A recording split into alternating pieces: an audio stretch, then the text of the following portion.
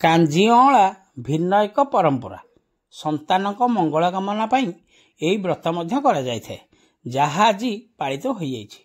ସନ୍ତାନଙ୍କ ମଙ୍ଗଳ କାମନା ଏବଂ ସନ୍ତାନ ପ୍ରାପ୍ତି ଆଶାରେ ଆଜି ଖଣ୍ଡପଡ଼ା ସହର ସମେତ ବ୍ଲକ ଅଧୀନ ବିଭିନ୍ନ ଗ୍ରାମରେ ମହିଳାମାନେ ଷଠୀ ଦେବୀଙ୍କୁ ପୂଜା କରିଛନ୍ତି।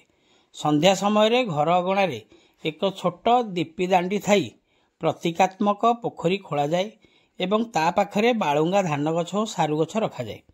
କଦଳୀ ବାହୁଙ୍ଗାର ଛୋଟ ଡଙ୍ଗା ତିଆରି କରି ସେଥିରେ ପିତା ଶୁଖୁଆ 7ଟି ଆଣି ହଳଦୀ ପାଣିରେ ଗାଧୋଇ ଦିଆଯାଏ। ପରେ ହଳଦିଆ କପଡ଼ା ପିନ୍ଧାଇ ବହୁ ବେଶରେ ସଜାଇ ଦୀପିଦାଣ୍ଡିରେ ଡଙ୍ଗାରେ ବସାଇ ଷଠୀ ଦେବୀ ତଥା ଚଉରା ମୂଳେ ପୂଜା କରାଯାଏ। ଏହି ପୂଜାରେ ଚକୁଳି ପିଠା, ଭାତ, ବିଭିନ୍ନ ତରକାରୀ, ଡାଲି, ମୂଳା ଶାଗ, ପୋଇ ଶାଗ ତରକାରୀ ଓ କାଞ୍ଜି ଭୋଗ କରାଯାଇଥାଏ।